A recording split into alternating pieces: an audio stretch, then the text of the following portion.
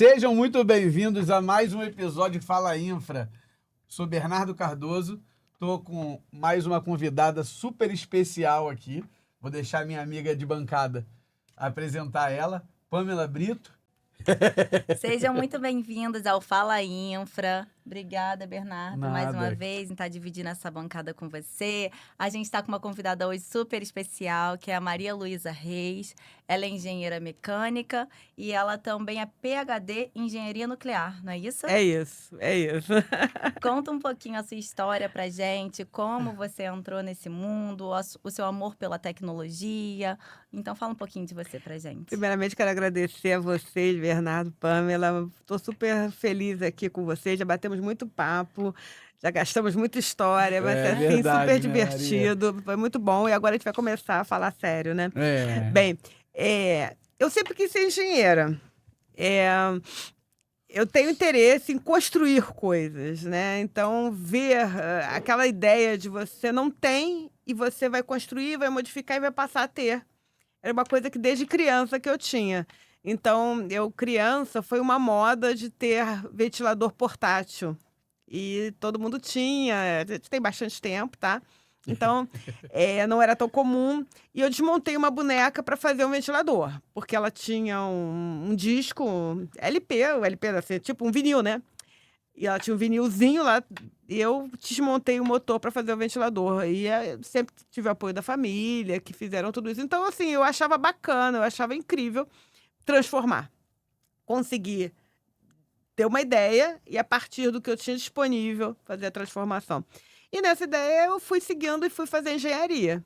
Eu era boa em matemática, né? Que é aquela necessidade de você ter uma boa matemática firme, era minha praia, definitivamente. Então eu fui fazendo e fui para mecânica, porque eu achava que a mecânica era mais fácil de concretizar coisas, né? Era fábrica, era um produto, então eu fiz engenharia mecânica. boa. E aí, como você foi lá da engenharia mecânica para engenharia nuclear? Ah, sim. Então, eu queria ter uma fábrica, então por isso eu fiz engenharia mecânica, né? Mas ao longo do curso de mecânica, a gente viu várias opções. Então, quando eu fiz engenharia mecânica, as opções eram a engenharia ligada à termodinâmica, fluidos, bombas, turbinas, que a gente chamava de mecânica mole. Tinha mecânica dura ligada a mecanismos e equipamentos mecânicos, né? Que a gente chamava de mecânica dura, e tinha usinagem, ferramentaria, que era uma coisa meio à parte. E tinha uma outra ênfase na época, que era tipo uma especialização, uma ênfase, né? Da mecânica, que era nuclear. Atualmente, o curso de nuclear é totalmente à parte.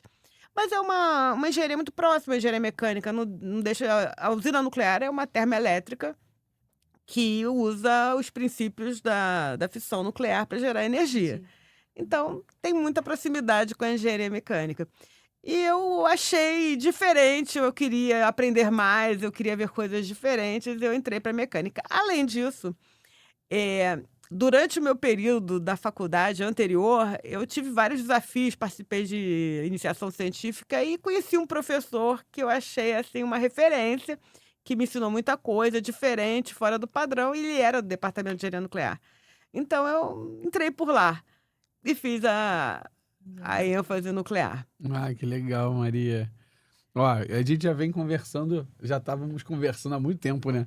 Maria Luísa tem muitas experiências diferentes na vida dela, né? Tipo, queria que você falasse um pouco dessas suas experiências internacionais e tudo que você viveu. Como é que você chegou a esse ponto de ser uma pesquisadora e tudo mais?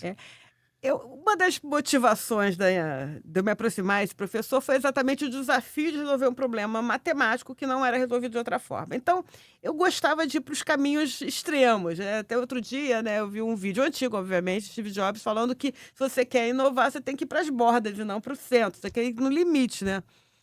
E eu gostava de ir para o limite, para as bordas. Então, eu trabalhei muito com algoritmos na mecânica, que eram algoritmos de ensaios não destrutivos. Na mecânica tem muito isso, você que é engenheiro civil também conhece, que é você analisar uma peça, um objeto, sem a necessidade de destruir para saber se está errado dentro dele. Quando você está falando de indústria, né? é comum você fazer uma análise estatística, né? Você pega uma amostra, destrói, vê se ela resiste a quebrar, a pressão, e aí daí você diz, ó, esse lote está bom. Mas quando se trata de alguns objetos que você não pode fazer isso, não pode ir um a um, você tem que fazer uma análise não destrutiva. E aí eu trabalhei muito com isso, desde a acústica e vibração. Então eu fazia algoritmos para análise de se a peça estava em conformidade, se ela estava com toda o rigor do seu funcionamento através da análise da vibração dela ou das ondas acústicas que passavam por dentro dela. E exigia cálculos e algoritmos para fazer isso. E aí eu comecei a trabalhar com computação, né, na época, para justificar essa análise da mecânica. E aí a nuclear também foi um pouco na sequência disso. A nuclear também usa muito a radiação para você fazer a análise no nosso corpo, a tomografia, a radiografia e posteriormente a tomografia, mas também tem tomografia de peças mecânicas e outras coisas assim.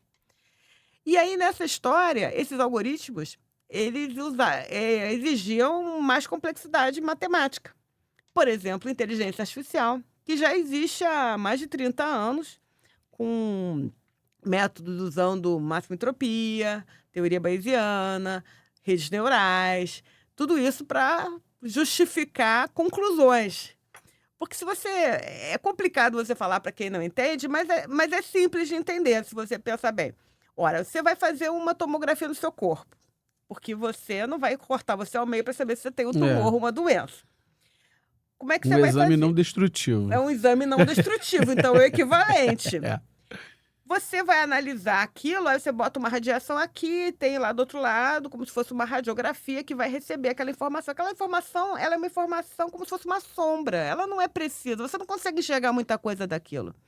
Então, para você realmente saber o que tem dentro de você, tem muito cálculo matemático. O fato é que depois de você fazer isso anos, você acha que é mágica, que você deita ali naquele tomógrafo e sai aquela imagem dentro de você. Mas aquilo é uma suposição do que tem dentro de você. Aquilo é um algoritmo que foi lá, calculou e acha e diz assim, baseado nas informações que eu capturei, que não são essas, eu concluo que dentro do seu corpo é assim. Por isso que tem muita inteligência artificial nessa história. Entendi, que interessante. Ô, Maria Luísa, conta um pouco da história do submarino que você trabalhou também. Sim. Durante o período que eu fiz engenharia nuclear, eu fui gerente do projeto simulador do circuito primário do submarino. Era um projeto que estava financiado pela FAPESP, lá em São Paulo, que fica dentro do campus da USP, né?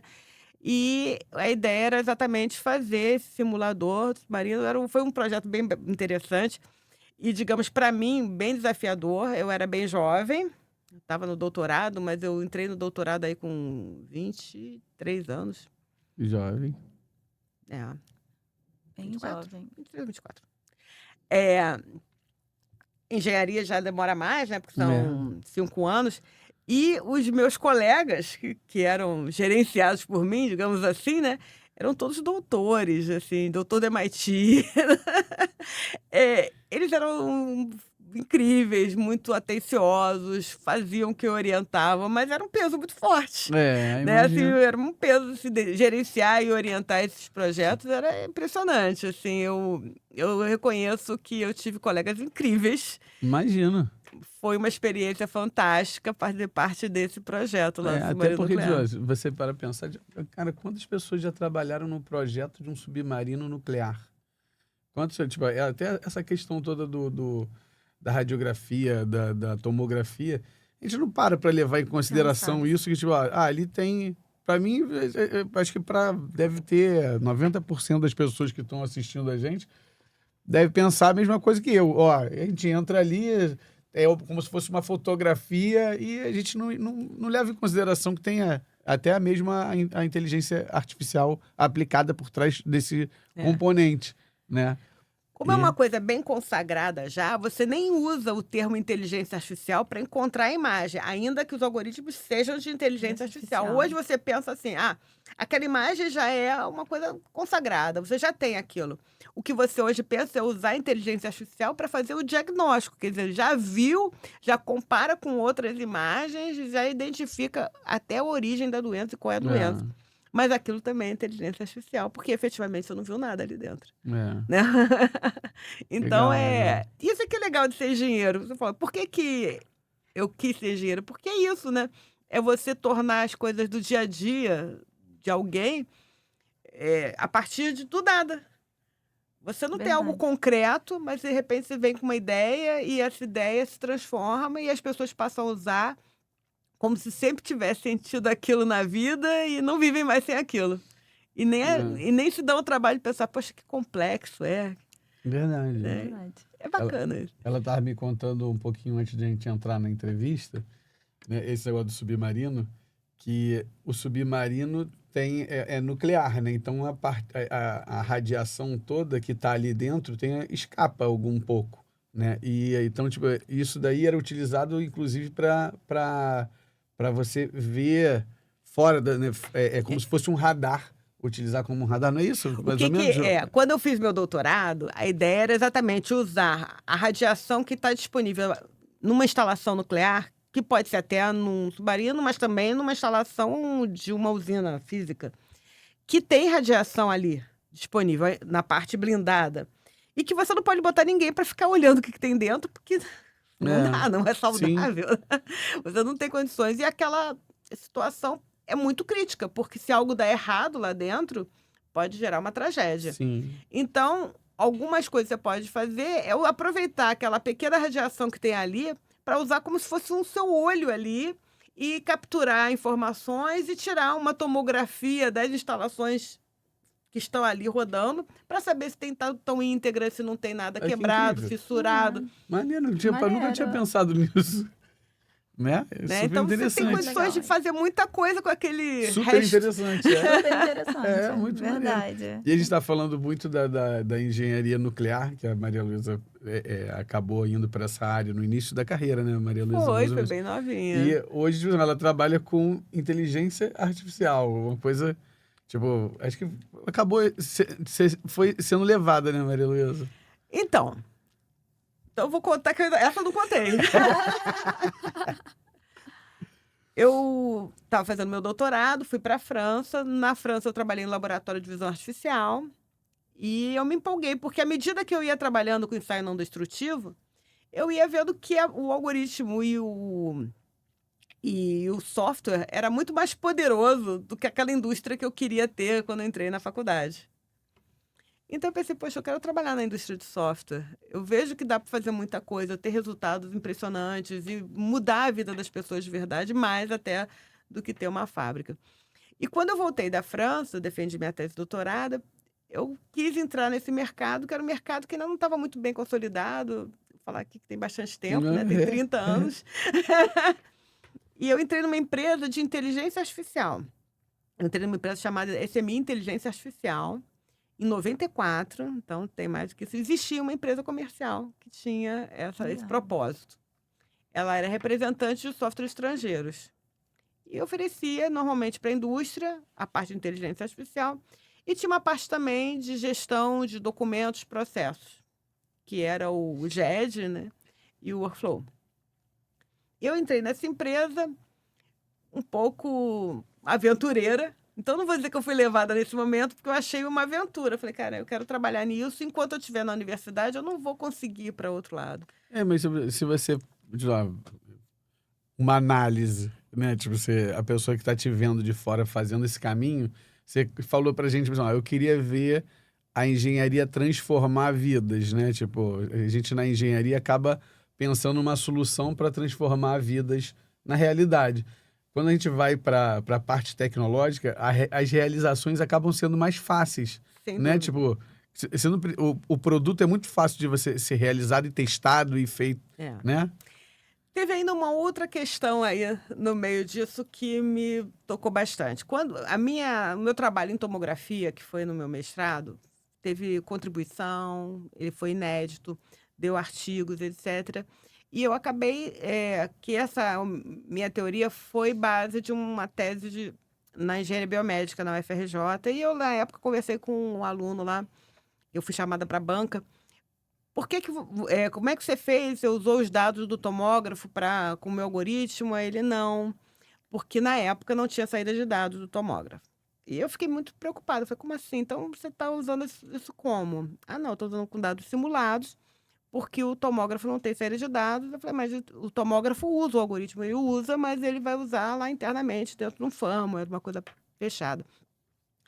Aí eu falei, poxa, então esse trabalho que eu estou tendo aqui, de fazer algo que era uma tomografia de poucas projeções, que significa menos energia, que significa menos exposição à radiação, ela não vai poder ser usada no Brasil com os tomógrafos que já existem? Ele, não. E eu fiquei muito chateada porque, na época, eu recebi muitas cartas do mundo inteiro a respeito desse trabalho que eu fiz. E eu falei, poxa, eu estou gastando dinheiro do CNPq para uma empresa estrangeira embutir dentro do equipamento dela e depois, quando eu estiver doente, cobrar uma fortuna para fazer minha tomografia. Eu acho que não está certo isso. Então, eu já estava decidida ali a mudar. E realmente foi o que eu fiz. Eu saí, vou entrar na área de software, porque eu quero tentar empreender, não só ser cientista. Porque o cientista brasileiro já é genial, mas a gente precisa de empreendedores. Sim. E aí foi nessa história, eu entrei na CIA, essa empresa com um nome engraçado, porque essa minha inteligência artificial era a CIA. Eu carteirinha da CIA, né? Tava em todos os lugares. Poderosa. E aí eu tomei conhecimento de um mercado, que era o mercado de gestão de documentos e processos. Eu achei que era um mercado que estava dando certo e 2 anos depois, eu fundei minha empresa nessa área, mas com uma tecnologia diferente, que é a tecnologia web, que não era a mesma tecnologia que eles usavam. Então, eu conheci o mercado e fundei essa empresa. É a Lab É a 245. Lab 245. Então, fala um pouquinho dela, assim, nasceu de acordo com isso que você viveu e o que você queria fazer de diferente? Qual era ali a sua projeção para a Lab 245? Pois é. Na época que eu trabalhei nessa empresa, a sede da empresa original, que eles representavam, era no Colorado. Eu estive lá, convivi com o pessoal do Colorado. E uma das grandes dificuldades que a gente via nos nossos clientes brasileiros é que o cliente brasileiro ele não conseguia ser ouvido por aquela empresa. Ele tinha características específicas que ele não conseguia ser ouvido. Às vezes era Petrobras, e eles perguntavam, o que é Petrobras? Aí eu falei, caramba, é a maior empresa do Brasil e a gente não conseguia ter uma representatividade lá para coisas necessárias. Outra coisa é que essas empresas, na tecnologia que eles empregavam na época, era muito difícil de customizar, né? Você quer fazer um produto mais adequado àquela empresa e você tem que fazer uma customização, alterações no software. E essas alterações mudavam a essência do software. Então, eles compravam um software caro do exterior e a gente ficava programando e acabava mudando tudo. Isso era caro, desgastante e não tinha um resultado de boa qualidade porque não era feito para isso. Quando eu fiz a Lab 245, eu pensei, vamos atender várias frentes importantes. O produto tem que ter uma comunicação fácil, porque se a gente está querendo implementar uma gestão de informação e de processos, a gente não pode se limitar a um escritório. A gente tem que implementar o mundo. Então, o método que a gente fez, que era usando a internet, na época não era tão popular assim, foi o primeiro passo. Então, a Lab 245 foi a primeira empresa do mundo a implementar o workflow na web. Legal. Além disso... Caramba! Que bacana. Isso é bem impactante. A gente participou de eventos lá nos Estados Unidos e teve esse reconhecimento. Além disso, a customização era importante, porque as grandes empresas eram as principais clientes desse produto. E a gente precisava adaptar. Mas se a gente for customizar, toda vez que customiza, desconfigura aquilo que tem de bom. A robustez, a segurança, tudo que você precisa confiar na ferramenta. Então, a gente começou a fazer ferramentas que tinham uma base comum. E, em cima dessa base, formas de customizar que não comprometiam a base. O que hoje é chamado de low-code.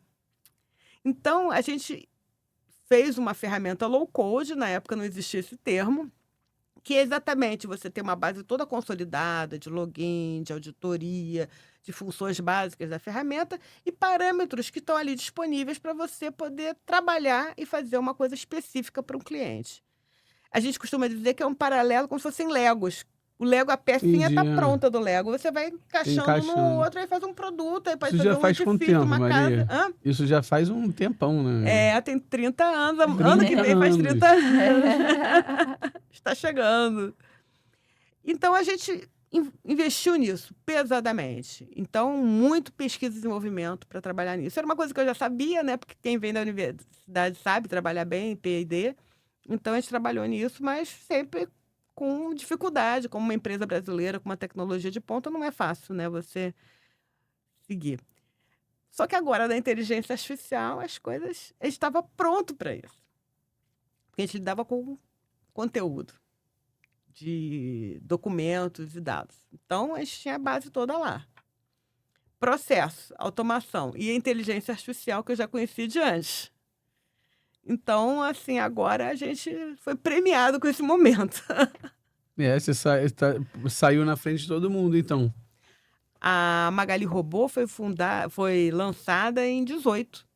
Em 2018, nós lançamos a nossa plataforma de inteligência artificial. Eu ia perguntar o que era a Magali. Maps Maps 245 e a Magali Robô.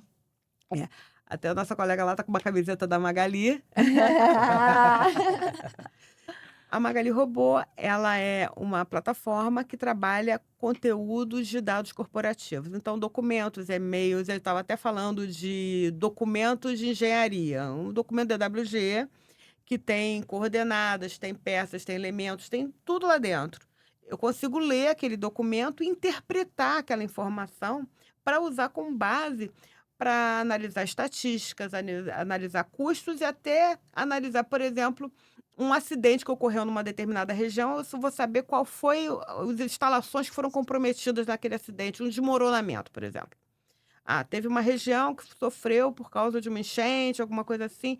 Tem alguma instalação que foi comprometida? Como eu tenho todos os desenhos, às vezes essa informação não está catalogada, ninguém catalogou aquilo. Mas como eu tenho os desenhos, eu sei ler o conteúdo do desenho, eu sei qual é a coordenada, que tipo de equipamento tem lá, qual é a fragilidade daquele equipamento para tomar uma decisão, dar uma orientação do que ser feito. Então, isso é uma IA maneiro, viu? aplicado aos documentos de inteligência. Mas quais Que são os legal. formatos de documentos que você consegue ler com a Magali Robô? Eu consigo ler os documentos mais triviais, né? Imagens, PDF, documentos DocX, Excel, PowerPoint. Mas eu consigo também ler documentos de outras naturezas. Então, tem formatos, vários formatos, inclusive os formatos DWG, de desenho técnico, né? Aplicados para engenharia. Poxa, é muito legal aplicado para Que engenharia. legal. É uma coisa Legal. que é bem diferente, o mercado não está tão pronto para isso, não tem tantas ferramentas hoje disponíveis para ler o documento de engenharia, e é extremamente útil, porque dá muito trabalho você resgatar toda aquela informação do passado, por exemplo, que você tem, e indexar na mão, obter metadados daquela informação já é complicado. Ainda mais com tomar certeza. decisões a respeito da informação que está lá dentro. Exatamente. Então, é algo diferente. Então, isso a Magali Robô faz. E ela lê tudo isso junto. Então, ela lê a memorial de cálculo, ela lê o Legal, projeto, o Pô, muito contrato maneiro, né? e o desenho. Isso misturado. Tipo, a gente fala muito lá tipo, no Instituto, e até mesmo nas conversas da nossa área, né, Pan? Tipo, a gente fala muito que a engenharia parou no tempo, né? Tipo, a gente não avança tanto com a engenharia civil, tá? Ainda Até mais dentro da estrutura estadual aqui que a gente isso, ainda vê. mais isso, exatamente. Aí a gente fica. O avanço é difícil. Acontece o avanço, mas ele vem em passos lentos. Entendeu? Então, tipo, a gente luta muito pela implementação de nova metodologia dentro do Estado. Teve agora a vinda, né, a chegada da nova lei de licitações que veio obrigando a implementação da metodologia BIM e tudo mais. Mas a gente vê esse tipo de ferramenta voltada, sendo desenvolvida para a engenharia, é um acontecimento. Entendeu? Tipo... Se a gente pensar bem, é bom que a engenharia não evolua tanto no sentido de que ela é consagrada e ela é confiável. Ah, sim, Vamos sim. pensar pelo outro lado. Sim, mas eu acho que isso. tem muito isso mesmo na Mas, não, mas a gente engenharia, vê, né? tipo, o que eu vejo, tipo, a gente estava conversando mais cedo, eu tenho vontade de ir para a área da tecnologia, exatamente porque você vê que aquilo ali avança muito, Muito. entendeu? Tipo, e as aplicações que, tipo, tanto, eu acho que você enxerga até mais do que eu, né, porque tipo, cara, você vive o mundo da tecnologia, você vive um pouco do mundo da engenharia, mesmo que não seja a nossa civil, né? Mas a engenharia civil precisa, às vezes, de uma carga, de um empurrãozinho, tipo, ó, vocês podem andar mais rápido, com a mesma qualidade, mas vamos pegar todos os parâmetros que vocês desenvolveram aqui, que já foram provados e aprovados e tudo mais, vamos aplicar aqui, vamos com a sua ferramenta, ou... Ó, desenvolveu tal ferramenta que seja um avanço mais rápido, que dê um tiro maior. Você falou agora de BIM. BIM tem uma coisa assim muito bacana, que tem tudo a ver com Magali Robô e outras coisas. O BIM pressupõe que você tem um ambiente comum de dados. Sim. Que é o Common Data Environment. Sim. E esse ambiente comum de dados, ele tem vários formatos de documentos ali misturados. Então, tudo que envolve aquele projeto. Sim. Tem os vários fornecedores atuando em cima de uma mesma plataforma, porque eles têm que combinar, eles têm que conversar, eles têm que ver, eles têm que estar atualizados com as versões dos projetos todos. E ele tem que ser rápido nas informações, porque é um volume de informação absurdo que tem ali. E eu preciso... Então, olha só que bacana, como é que a tecnologia agora... E essa recomendação, que é apenas uma norma, mas não é apenas uma norma, é uma forma de ver que o mundo agora é mais abrangente, que eu não vou ficar só fechado naqueles desenhozinhos, que eu tenho que ir além. E não é só também um engenheiro que está atuando naquele projeto que vai ter acesso àquela informação. Eu tenho o diretor, o presidente, o coordenador, qualquer um, porque aquilo está lá disponível. Sim. Então, eu vejo aquele desenho, né, aquele modelo BIM que você é 3D, que vem em várias coisas, mas aquilo não é só aquilo também. Aquilo é fantástico. E você vê aquilo no celular. Então, a gente tem também... o acesso à informação, Essa informação de você percorrer aquele desenho lá, com aqueles componentes, né? Tudo no celular. É demais. Aqui, eu não tô nem seguindo tanto esse roteiro aqui. Eu tô fazendo uma função. O roteiro tá aqui, ó. Eu acho essa área tão interessante, Maria Luísa, que tipo, a gente vive... A gente tá falando agora. Tipo, a nossa área da engenharia é uma área que tá caminhando para o seu desenvolvimento. Óbvio que tipo, a gente está falando de BIM, já é um avanço muito significativo. Mas se a gente pensar no restante da engenharia civil... método construtivo, materiais e tudo mais. Isso também, tipo, no Brasil a gente constrói ainda, tijolo, pedreiro, botando... É óbvio que, tipo, é um método que a gente confia, né? Conservador, tudo bem. Não vou entrar nesse mérito. Tá, mas... tem como melhorar. Tem como melhorar, né? E a sua área é uma área que é muito interessante, que está vivendo esse impulsionamento da tecnologia, a chegada de novas coisas, de uma nova receita, né? Tá acontecendo agora. O que você vê para a área tecnológica futura, assim? Como é que você enxerga essa situação toda acontecendo da inteligência artificial e tudo mais? São coisas que vão acontecendo. A gente fala muito de ecossistema. O que esse ecossistema tem de bom? O ecossistema tem isso, a gente troca ideias. Aí eu contei para você a história de como fazer uma análise estrutural da confiabilidade da estrutura baseado na radiação que estava no ambiente. Sim. Você ficou com isso na cabeça. Amanhã você tem uma situação que você tem um outro tipo de radiação, ou som, ou ultrassom. E você, poxa, eu acho que eu poderia usar essa ideia também para fazer alguma coisa.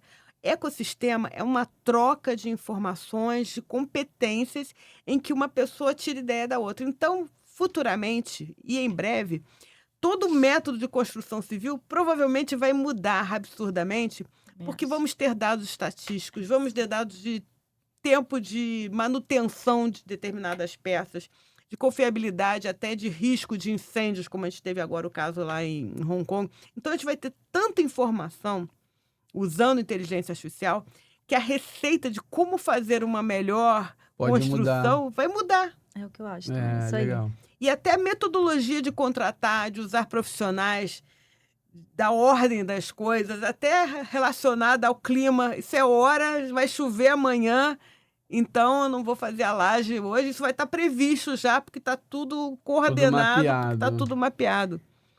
É, legal, legal. Isso vai ser uma economia de dinheiro, vai Isso. ser uma coisa mais confiável, vai ter custos menores, vai ter um trabalho mais limpo, mais uniforme. Vamos confiar mais na tecnologia e na engenharia, né? Porque ela vai estar realmente muito mais simples de ser usada e vai Baseado em alguma baratear. coisa, com certeza. Eu acho que é isso. A engenharia civil hoje é muito conservadora, com medo do novo, assim, do erro. Então, ficando mais robusto a parte de tecnologia, de inteligência artificial, conseguindo ajudar a gente na engenharia civil, a gente vai começar a arriscar um pouco mais, assim. Que não vai ser um risco, na verdade, vai estar consolidado. Então, trabalhar mais com novas metodologias construtivas, com novos produtos. Eu acho que vai ser mais fácil, né? Vir daí para cá e a gente anda juntos, com certeza. Né? Se você tem dados suficientes para garantir Sim. que o que foi feito tem menos risco, porque você já fez uma estatística e fez uma análise, a pessoa vai e arrisca. Sim. Ela não sim. é mais um risco. Que não é um ela- risco, é que hoje a gente chama de Exatamente. risco, mas não é mais um risco. É o melhor caminho, a O melhor risco é você não solução. ter a informação e não ter o dado. Sim, Verdade, é isso. é. Então, isso vai realmente diminuir absurdamente, vai tornar mais acessível às pessoas. Então, você vai conseguir fazer mais obras e eu imagino que moradia é uma coisa que vai ser revolucionária, Ah, sem dúvida, também acho. né? Assim, instalações elétricas, instalações de telecomunicação. Eu entendo que água e esgoto é um problema mais crítico, né? Que a gente talvez seja menos, não tem como modernizar tanto, mas tem muita coisa sendo feita ainda. Então, acho que eu sou engenheira mecânica, não vou entrar na história de vocês, mas a gente sonha, né? O importante é isso, a gente tem que sonhar bastante para poder ver essas mudanças. Verdade. O que eu fiquei de falar para você a respeito da MAPS 245, né? Aham. O que é? A gente já fazia automação de processos usando low code, que eu falei, pequenos parâmetros para customizar.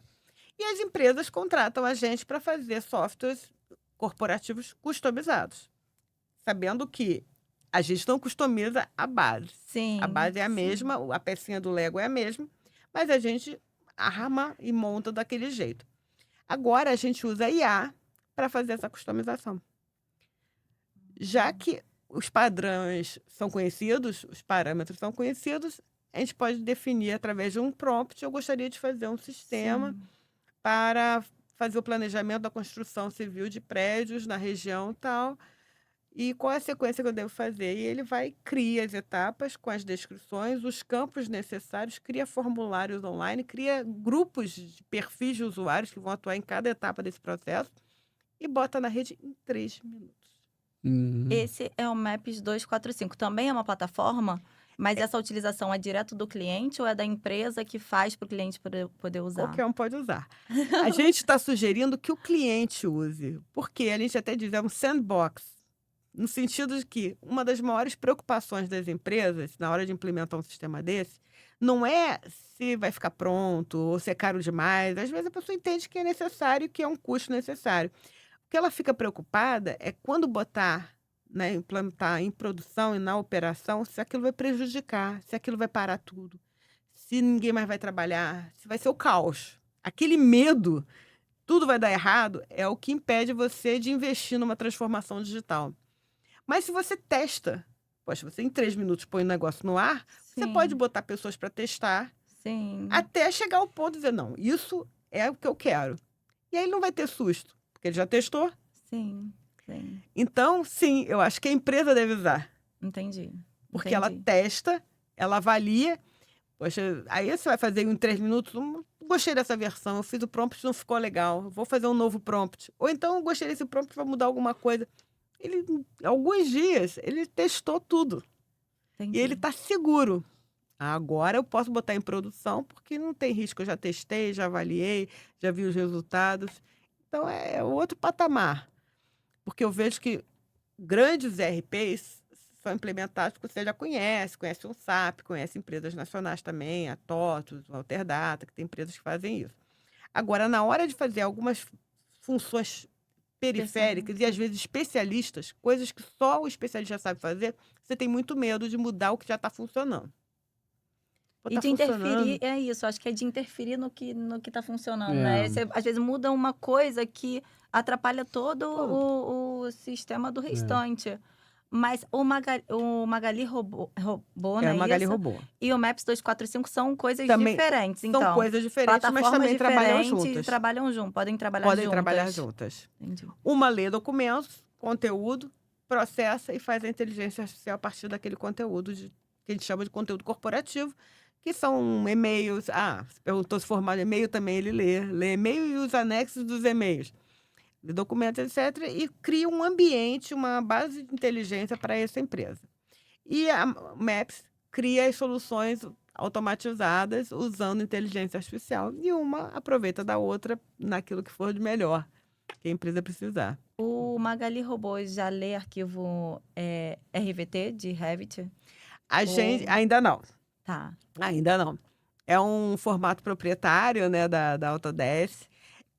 Nem é um formato maleável, que eu saiba, né, dentro do padrão BIM, né? Não é um... Não sei, vocês são engenheiros, mas o Revit é um padrão que é editável fora do ambiente Autodesk? Então, Você está falando o código nativo dele? Não, mas você consegue... Ou o que ele gera? O que ele gera. É. Você pega aquele arquivo e você continua o teu projeto. De uma forma também um arquivo eu não conheço muito bem universal. Ele tem como ser salvo tem também como salvar, de uma forma universal. Isso eu sei. Para poder ler em outros programas, assim. Mas, assim, perde um pouco de informação. Ainda perde um pouco de informação, mas tem como. Isso. E o Revit é dentro do padrão ISO? É dentro do padrão ISO, segue todo o padrão ISO. Então, acho que lê sim. Vou testar. Porque eu lembro que estava dentro do ISO. Vamos testar. Tô animada. Vamos testar, e vou te dizer, vamos testar até o próximo podcast lá da festa. Boa, é isso aí. A gente falando de metodologia BIM, é o que é mais usado mundialmente, assim, né? É a ferramenta mais usada mundialmente para poder fazer projetos. Então, é por isso que... E o formato, por exemplo, IFC? IFC, é esse exatamente. É esse mesmo. Então... Esse é o que é o universal, né? Que a gente consegue ler nos outros programas também. Legal. Vamos testar. O IFC você tem, consegue isso eu tenho certeza. Então, de qualquer forma, a gente já conseguiria fazer a leitura no IFC. Legal. Legal. Vamos testar, então, no RVT. Eu já estou com um tester. Não, é super importante, porque também as empresas estão começando agora, né? Sim, há muita coisa. Quer dizer, não é um decreto novo, né, de 2021, né, se eu não me engano, essa definição inicial de recomendação. A 14133 da nova legislação de 2021. 2021 ou 20? 21. Não é isso, produção? 21. Mas a gente, assim, vê muitas empresas que estão começando, que estão vendo como é que vai trabalhar e como é que vai fazer, né? Então, tem muita coisa ainda a ser desbravada. Muita todo mundo coisa. Sem contar ajustando. o passado também, né? Porque o passado exatamente. não se joga fora, né? Sim, Exatamente. é isso. A gente, lá no Instituto mesmo, a gente vê a barreira, assim, da mudança cultural da coisa. Não é só cultural, é braçal. Quer dizer, Então. Você tem o passado para trás, e aí você fala, o que eu vou até fazer? a implementação da metodologia, de uma metodologia nova, a gente sofre ali para ultrapassar essa barreira, sabe? Deixa de utilizar isso, vem utilizar isso aqui. Mas eu faço tão assim bem que se dessa faz. forma, por que eu vou usar esse que eu não sei fazer direito? O processual da coisa, você vai deixar de fazer dessa forma e a gente vai utilizar essa metodologia. Entendeu? E aí desculpa eu estar entrevistando vocês. Não, mas é isso.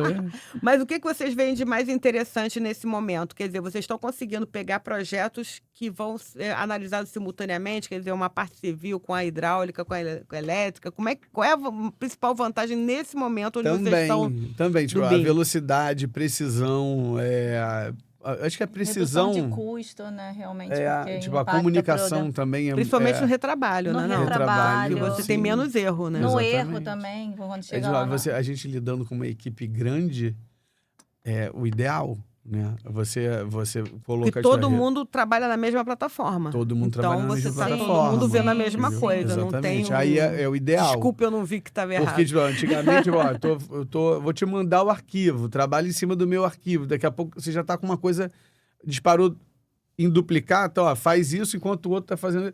Cara, começa a Já gerar deu uma errado. confusão, Sem entendeu? dúvida. Sim.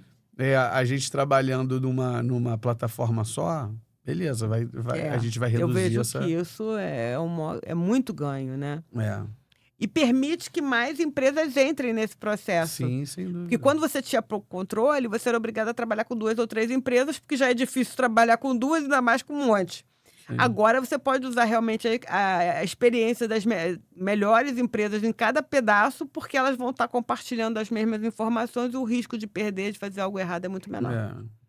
Exatamente. A gente tem um cliente que tem uma plataforma nossa que está com mais de 200 parceiros comerciais trabalhando juntos, mandando projetos, fazendo desenhos, etc.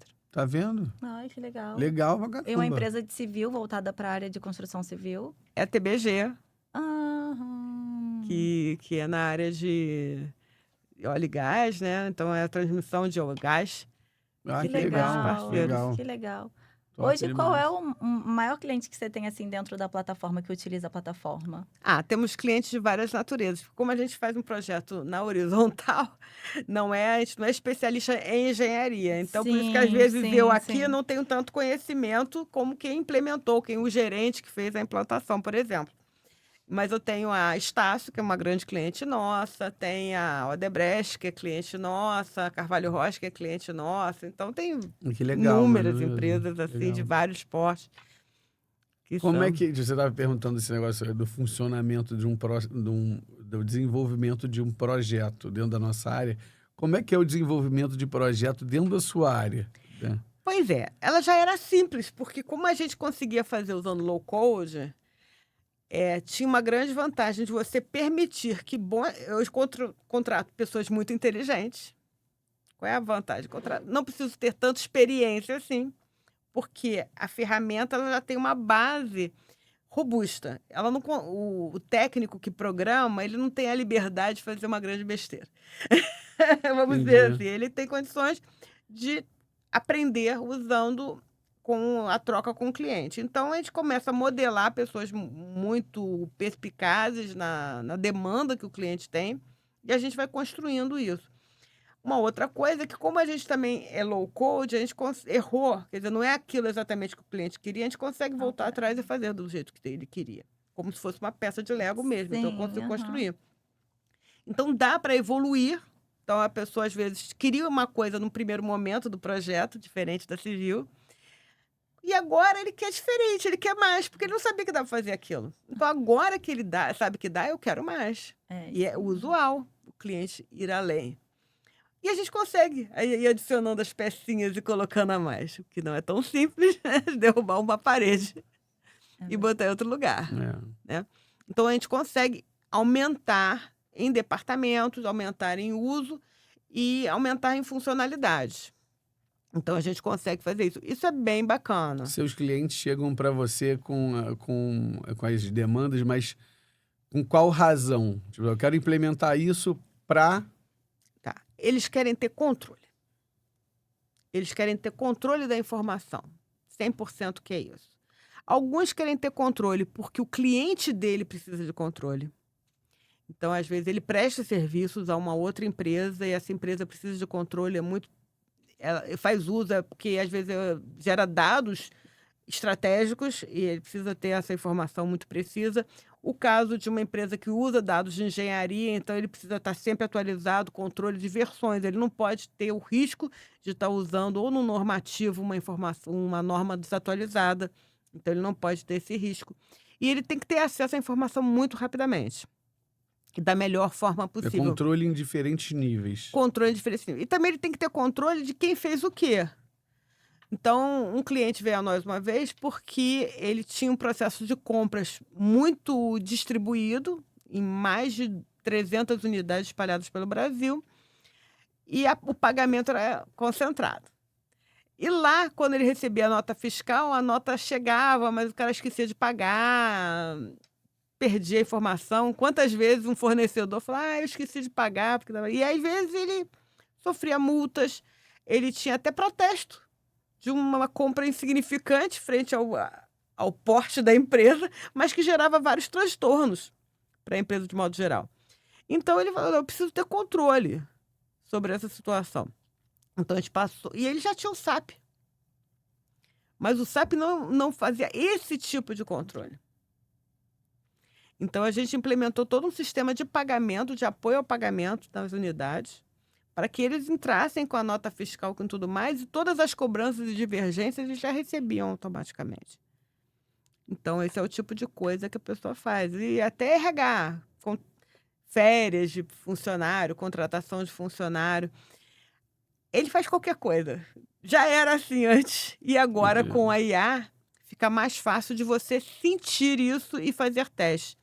Uma coisa que você comentou, a empresa vai fazer ela mesma. Às vezes ela é receosa de contratar um consultor para pedir um troço que pode ser ou impossível ou fácil demais. Você sempre fica na dúvida, eu devo contratar alguém nessa situação? Testa usando IA.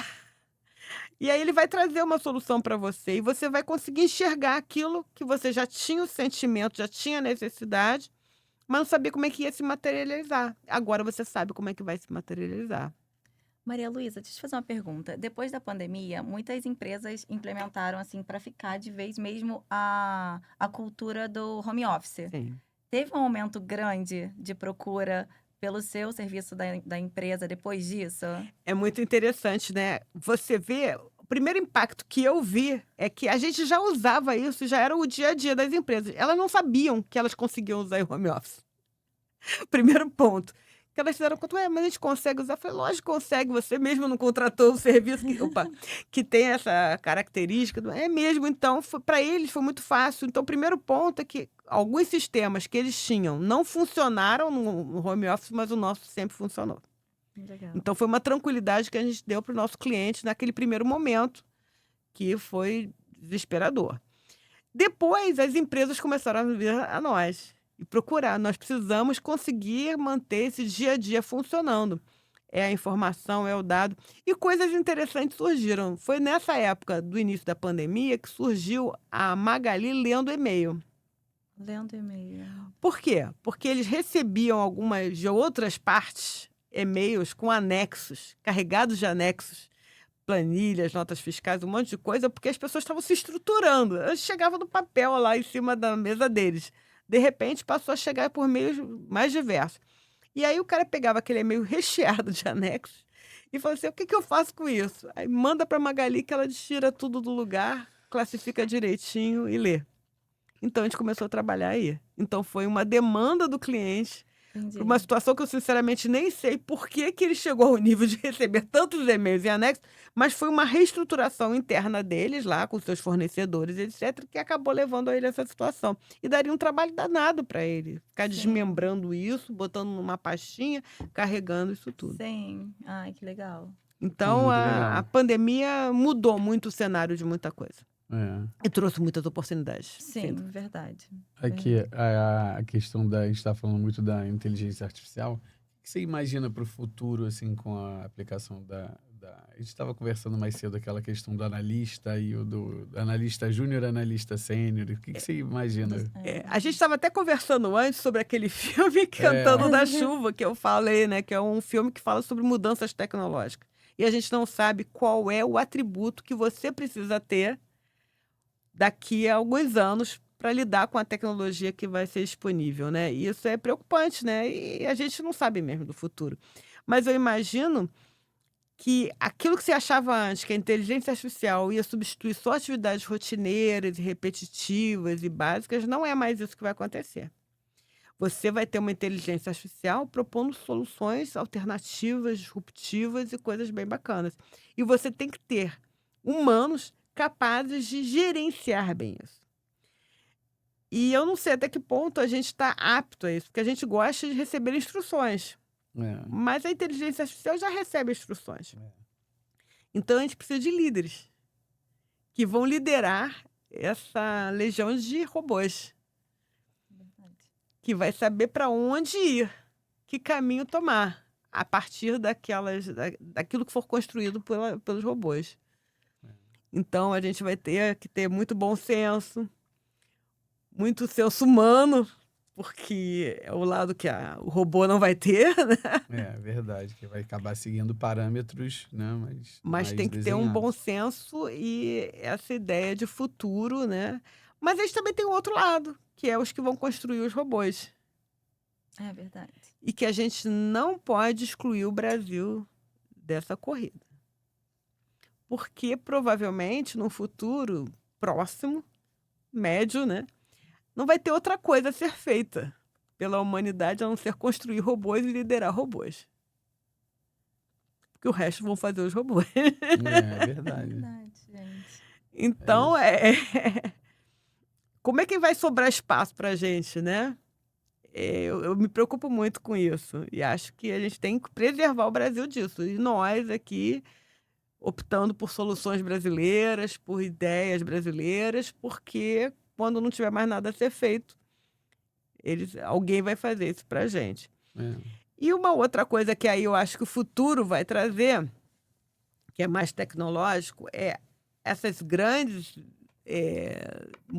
grandes modelos de linguagem, né, que são os LLMs, e que hoje se pensa neles como concentrados em pequenos players, né, são as big techs que concentram essas informações. Eu imagino que a gente pode ter um pouco diferente isso, que a gente pode voltar às origens da internet e ter uma IAs localizadas, onde o seu conhecimento fica aqui e o meu conhecimento fica aqui, e os protocolos, que são as formas de se comunicar, serão os mais diversos. Então, você vai falar uma base em inglês, vai falar com uma base em francês, entre eles, sem precisar de intermediários. Porque conhecimento é uma coisa muito valiosa. Eu acho muito pouco provável que a gente vai deixar continuar que outros detenham o seu conhecimento e vendam ele. Porque a inteligência artificial de terceiros é a venda do conhecimento que você tem. É verdade. Eu acho que hoje vai estar assim, ok, mas no futuro não vai ser assim. Eu acho que as pessoas vão querer Resguardar o esse conhecimento conhecimento de alguma forma, mas ainda assim transmitir para o outro com uma remuneração. E eles vão ter seus próprios mecanismos para trocar com o outro sem ter esse intermediário que vai ser a grande Big Tech que vai ficar com esse conhecimento para depois vender.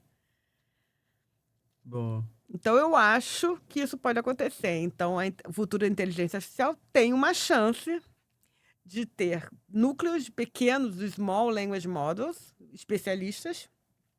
Vai substituir os protocolos também, quer dizer, eu não preciso ter um protocolo para falar com você. Se você não entende o que eu falo, a inteligência artificial de um vai se entender com a inteligência do outro, então vai ter um idioma diferente, vai ter protocolos diferentes, então você vai percorrer caminhos não antes vistos. Eu não vou precisar, talvez, de um cabo, eu posso usar vários modelos distintos a qualquer momento. Isso é bem fora do padrão, é bem disruptivo, mas eu acho que isso tem chance. Porque se a inteligência artificial consegue se adaptar, por que ela não pode passar uma codificação diferente para mim ou para ele? Então, isso pode acontecer. E eu acho que vai ser um mundo bem bacana. Legal, boa visão. Vocês ficam preocupados, assim, de... Gente, aonde eu vou me encaixar nesse mundo que... Claro. Qual vai ser a minha Eu acho utilidade? muito importante O que eu vou estar fazer? Tipo, mas Porque o que a isso, gente fala exatamente muito, isso. a gente conversa muito. Eu falei para vocês que a gente está fazendo um curso todo voltado à tecnologia lá no Instituto, né? A gente está promovendo essa capacitação voltada à tecnologia, com inteligência artificial e tudo mais. Todo mundo se formando. E dentro dos cursos a gente debate muito isso. Assim, o que vai sobrar pra gente, sabe? E quais são os riscos?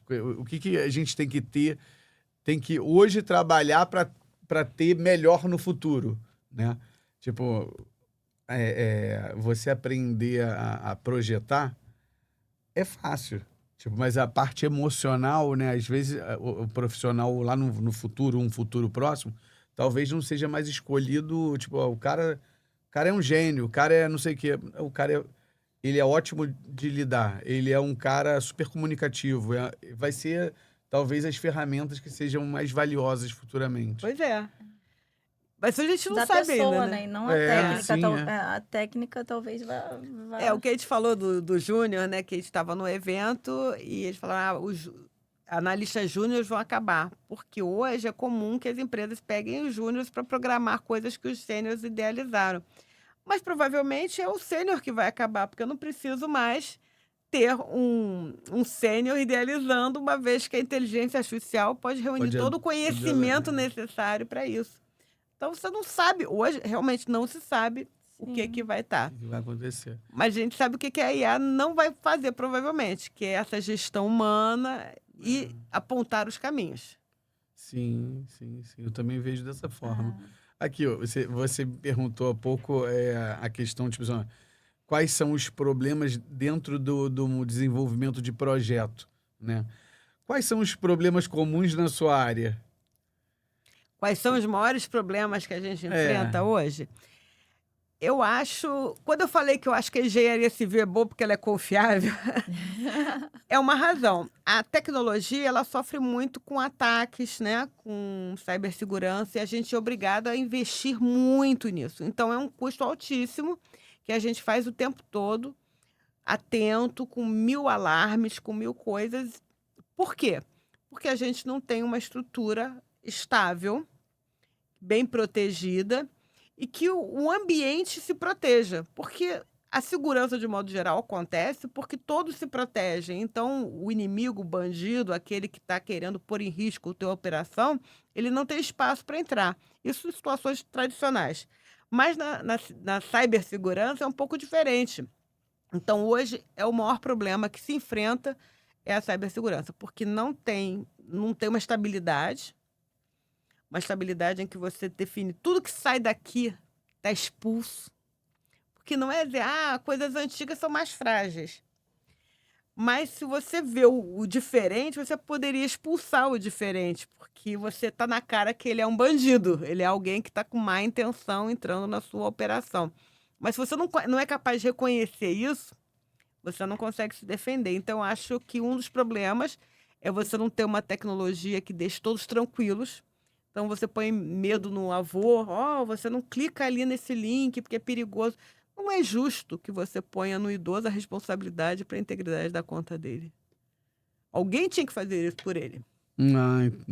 Verdade. Não é? De botar a culpa na gente o tempo todo. Mas você clicou, você falou alô, você fez isso, mas ele vai se clonar sua voz. Isso é um problema que a tecnologia... E aí vai ser cada vez pior, né? Porque hoje não tem as uma rede que hoje se protege.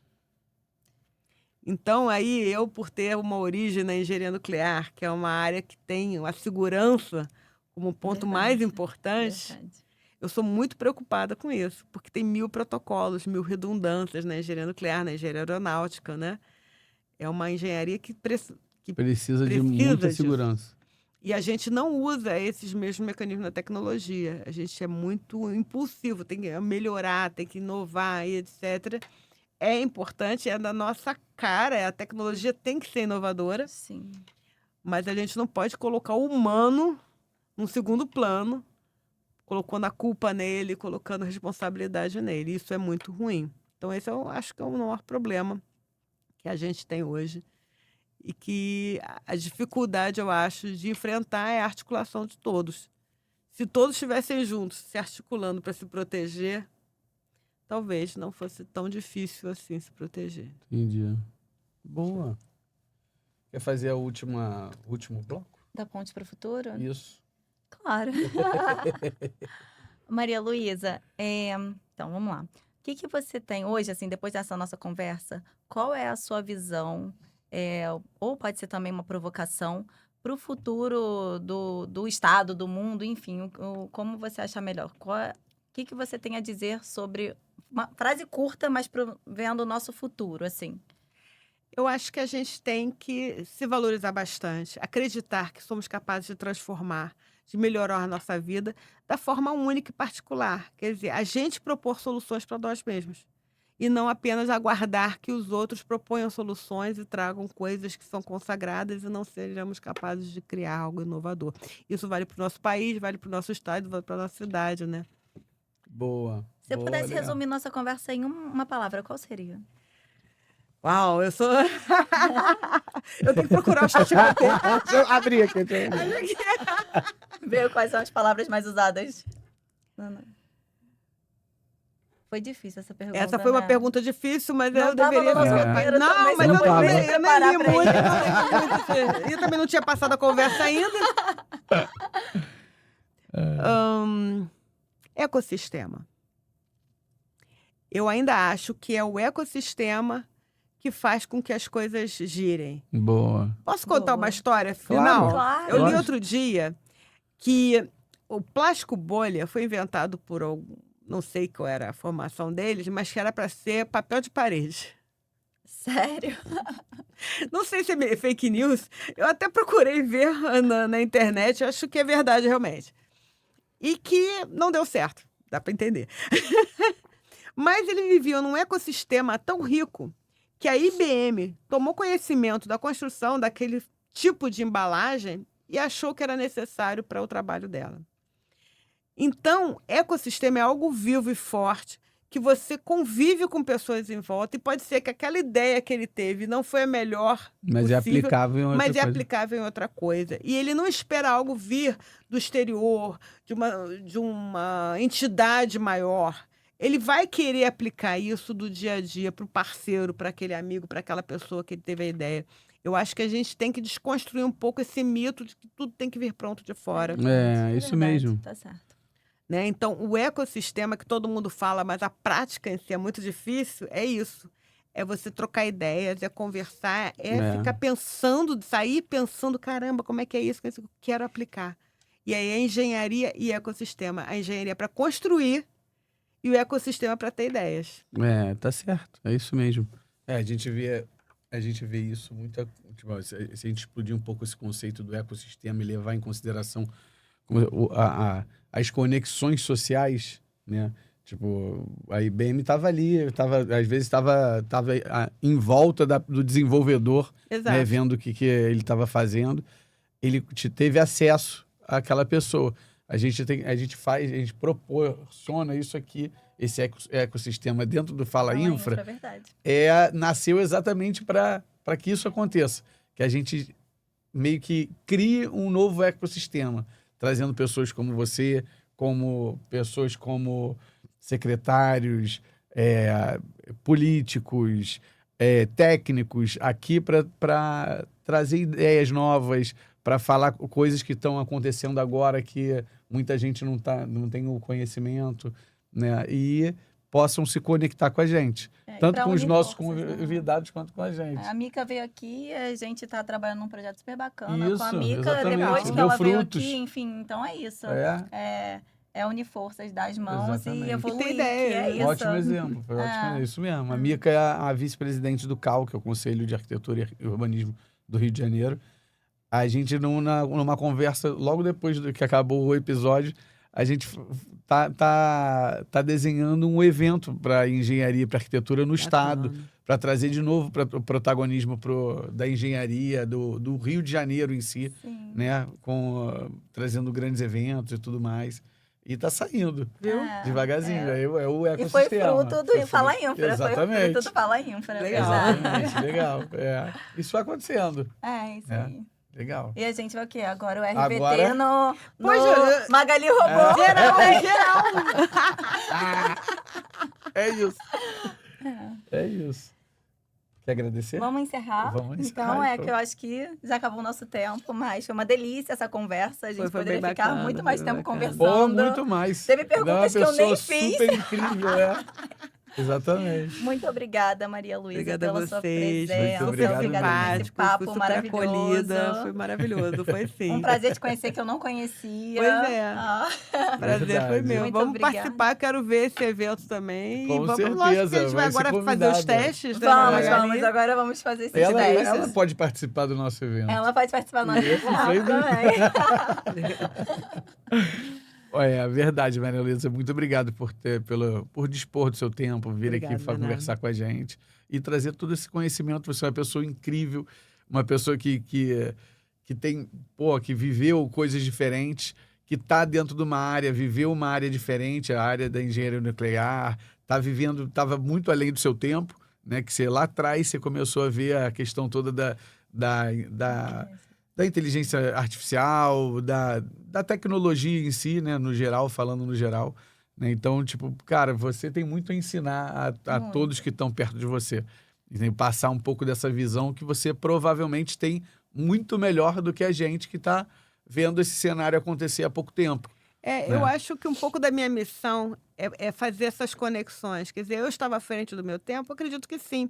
Mas junto comigo tinha um monte de gente da universidade fazendo coisas Sim, incríveis com e certeza. pioneiras. Depois eu fui para empreendedorismo e também tem essas pessoas fazendo muita coisa, fazendo muita entrega. E eu acabei indo para a liderança, que a gente não falou sobre isso, mas fica para a próxima. Eu juro que eu ia entrar nesse tema, mas não deu tempo. Eu fui presidente da CESP, do Conselho, de tudo isso, porque eu quero mostrar para a sociedade como tem empresas fazendo coisas incríveis no Brasil e por aí. Isso, Então a gente boa. tem que comunicar. Verdade. É verdade. Ó, muito obrigado. Obrigada. Quer encerrar? Você que é Obrigada. ótima de encerrar o negócio todo. Curtam, compartilhem. Aí, E já tá sabendo ela tudo. sabe muito mais do que eu. Eu queria agradecer também aos espectadores que estão ouvindo a gente até agora, estão acompanhando o Fala Infra com a gente. Queria falar que a gente está disponível em todas as plataformas digitais, no Spotify, no YouTube, no Instagram. E o que eu tô esquecendo? Spotify. Curte, compartilha. Isso, Falei manda pra todas já. vizinha, manda pra mãe, É pro isso. avô, E a gente tá pra aqui todo de 15 em mundo. 15 dias, gente, gravando com convidados incríveis como a Maria Luísa. Então, muito isso obrigada, mesmo. viu? Obrigado, gente. Obrigada. Obrigada. Obrigado mesmo.